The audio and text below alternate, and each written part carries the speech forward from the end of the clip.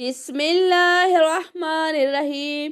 حضرت عبداللہ بن عمر رضی اللہ تعالیٰ عنہ فرماتے ہیں کہ نبی پاک صلی اللہ علیہ وآلہ وسلم نے ارشاد فرمایا، تمہارے اندر ایمان پرانے کپڑے کی طرح بوسیدہ ہوتا رہتا ہے، اس لیے اللہ تعالیٰ سے اپنے دلوں میں ایمان تازہ رہنے کی دعا کیا کرو۔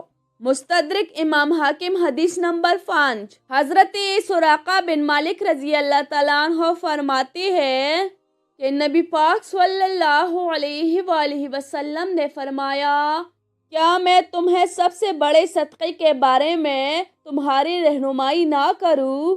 تیرے لیے سب سے بڑا صدقہ تیری وہ بیٹی ہے جو شادی کے بعد شوہر کے فوت ہو جانے یا طلاق دینے کی وجہ سے واپس تیرے پاس آ گئی ہو، تیرے سوا اس کا کوئی سہارا نہ ہو۔ مستدرک امام حاکم حدیث نمبر 7345۔